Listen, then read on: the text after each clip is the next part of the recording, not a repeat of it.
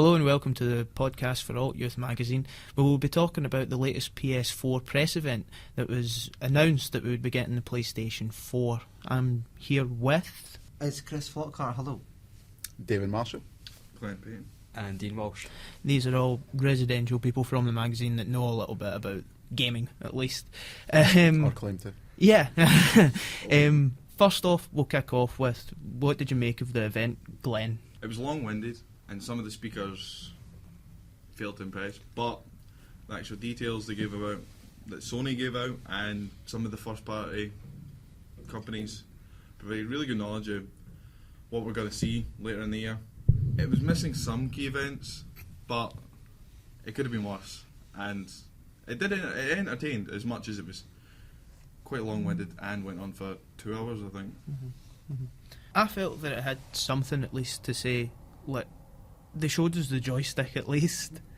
I was looking on websites like every minute trying to see if they'd released the console yet. I kept looking for that, but no, it was just the joystick. What did you think of the new design for the joystick?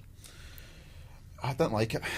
I didn't really like it at first either. No. Why not? Clunky. It was kind of it just didn't look it just kind of looked like another Xbox 360 controller.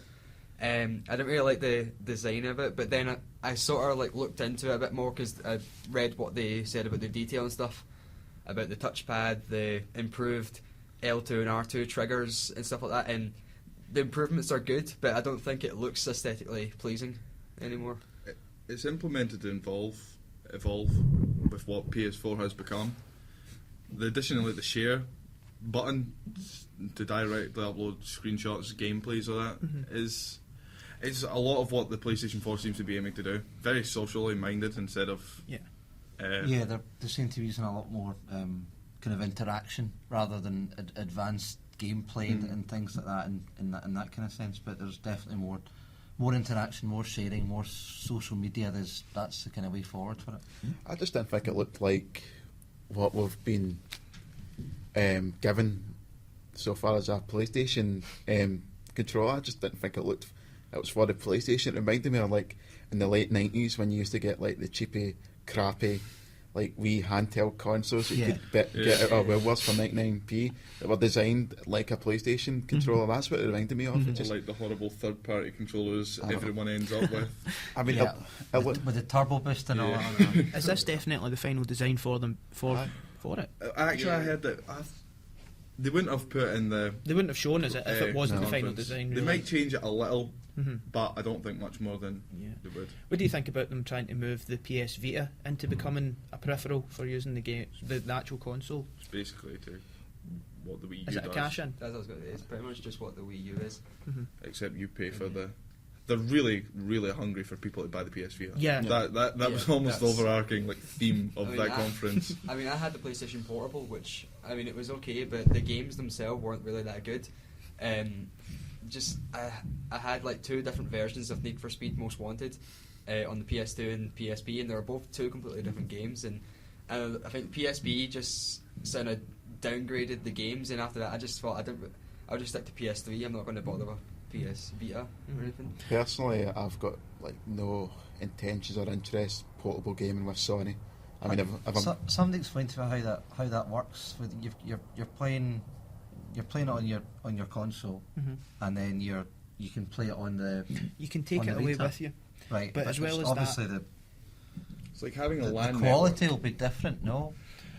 We always but that's what they're saying. They're using Gaikai, which is a streaming software company which stream through your Wi-Fi onto anything like your iPhone, but as well as your PS Vita. So you can take the game that you were playing just on your PS4 and then walk away with it on your handheld. Like the advert with Kevin Bacon when he's walking about with his phone, and he comes in from walking about and playing games with Danny Dyer, and then he's got it on his telly straight away. Yeah. Do you know what it reminds me of? The Sega Dreamcast. Denny's remember the wee like, well, basically it was a memory card that with certain games you could take the memory card out and you had like wee mini games. There was a Geopet in it. I remember there was one where you could get a Sonic sort of what were those little things that you used to get? Oh, chows. You know how like, the wee Aye, wee handheld daft things. animal Aye, hands, aye. you could carry that about with you. Yeah, you could have Sonic on the go with you whenever you went. But I mean, this is obviously a lot more advanced, Yeah. and you can play a game. So, are Sega going to be claiming some royalties or something from No. Sony now? The point is, the Vita's struggling compared to Yeah. the 3DS, It's and a shame.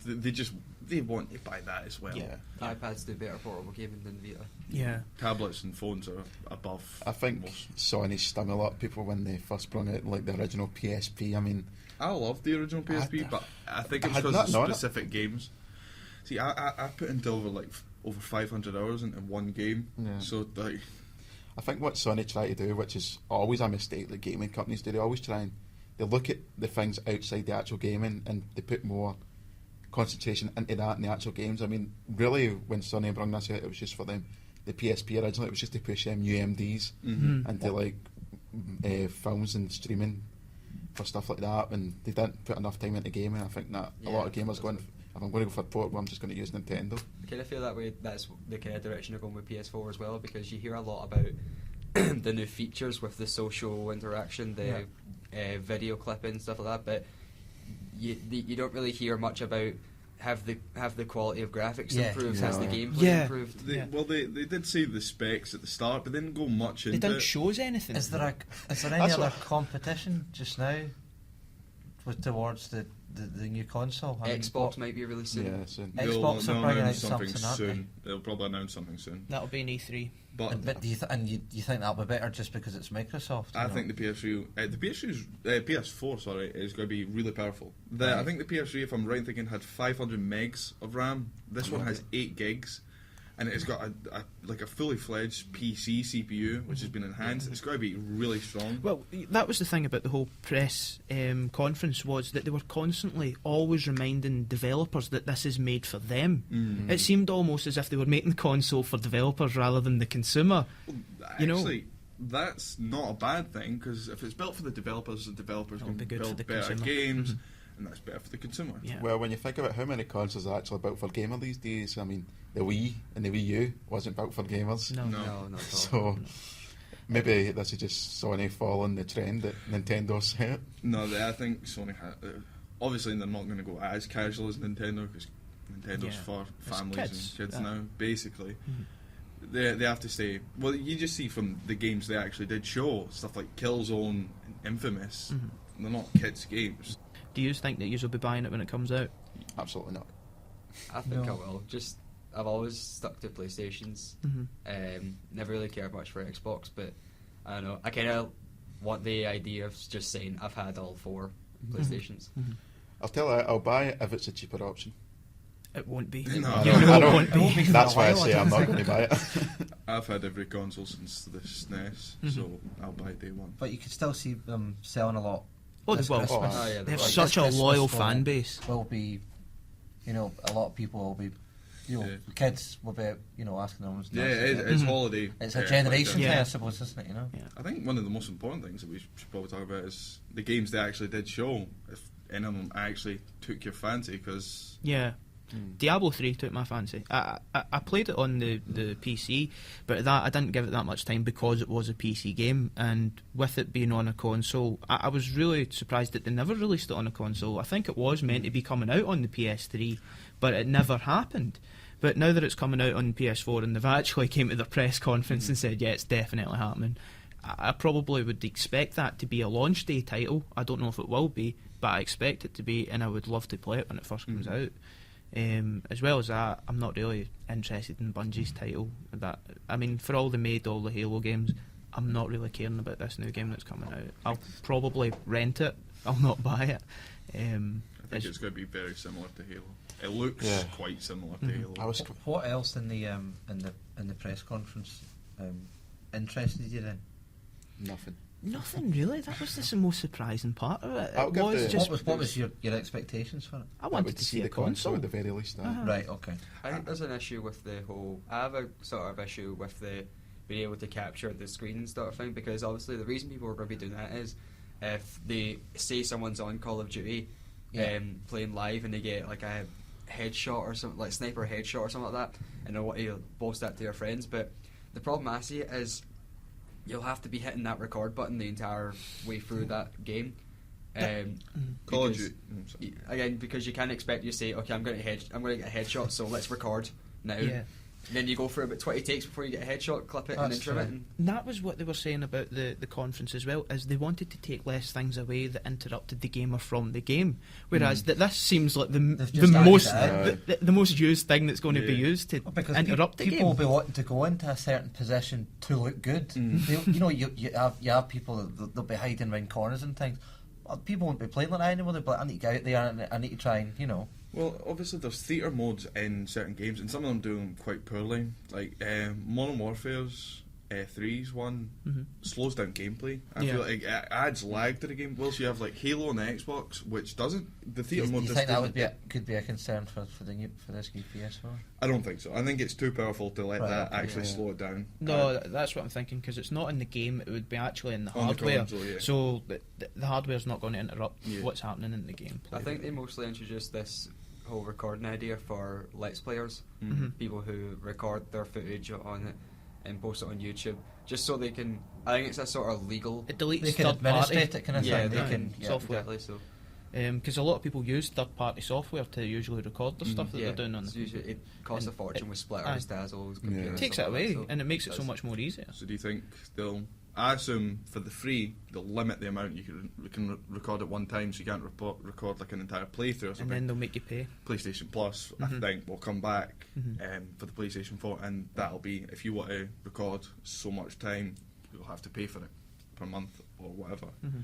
I think one of the more important things they focus on is, and it was one of the PS3's great weaknesses, is updates and downloads have been hugely, or at least they say. Would you mind explaining that for people who know nothing about Yes, that? let me go in, please. Well, everyone's complaint with the PlayStation 4 is every time you turn it on, a game will install a few updates, usually. And they're slow, the system updates are slow and take time, compared to the Xboxes, which are relatively pretty swift and easy, over and done with. Well, the PlayStation 4 is moving towards background, so it'll be, they were looking for stops interrupting the game. It just lets you keep playing and you ignore it. To the point where, like, downloads, you can download a small fraction of a game, and then whilst you're playing it, it downloads the rest of the game, which is good, because if say you buy an actual full game, that's a huge number of gigs, and British download speeds aren't quick, Yeah. so it'll take quite a few hours to download. But if you can just start playing it at that point, it should be fine, as long as I assume you don't play too fast and just catch up to how much is downloaded, which could be infuriating. Another thing that was also announced was the prediction aspect of what they're going to include in the online, and that's where if you buy a game, a certain series of games, they're going to predict that you're going to buy such and such game, so they already download it onto your console for you, and then it's sitting there ready for you to go, although you've not even spent the money on it. I don't like that. No, It depends on how big they put the hard drive in, but I can imagine it'll be a pretty it's just going to eat up my internet. That suggests to me that, for example, say, and however long this console lasts, in 2015, if I buy FIFA 15, that the console then is going to download FIFA 14, FIFA whatever, PES 14. I don't want to play these games. Yeah. I've got that one. Yeah, They'll probably make a. There needs to be like some kind of filter or something. We'll put an option to turn it off, but it'll be like go to network settings, then system updates, then system internet mega updates. So Oh, Well yeah, hidden it'll be- away. it'll be well hidden. yeah. One of then the it's like, sorry, you have to update your you have to update your PS4 before you can install this. it'll put up a fight. What predictions are we looking for then with the Xbox? The next Xbox that's going to be coming. We don't know what it's going to hold for us, but it's going to be released, revealed in E3, hopefully. It, like the PlayStation, because the PlayStation announced, and it was kind of like glossed over, was that Kinect looking thing that they're putting onto it that receives a signal from the controller, and it's basically an iToy as well. It's all those kind of things. Those are going to be huge. Those are one of the biggest things about, because the Kinect kind of flopped because its hardware didn't match up and it didn't have any games. Yeah. Like, Well, it had crappy games Yeah. like It was a good idea. field goal challenge and They went What's a for good it. idea? I remember when my friend got it and he was really excited. He was like, I've got Kinect, you need to come over, we'll play it. We played it and 10 minutes later we're lying on the couch absolutely exhausted, and we're saying to ourselves, this isn't what I really planned on I doing remember, tonight. like, probably the worst game I saw for the Kinect was Dragon Ball Z Kinect. It was honestly so terrible. Like, you don't even do any of the moves. You literally stand in front of the TV, flail your arms around, Yeah. and then maybe bring your arms back if you're doing a Kamehameha. Don't even get you shout Kamehameha, which I was disappointed in. But you shouted it anyway. Yeah. I did just repeatedly shout Hadouken over and over again. I don't care what game I'm playing. I didn't even get to play my Kinect I got for Christmas one year, and I have a decent sized living room.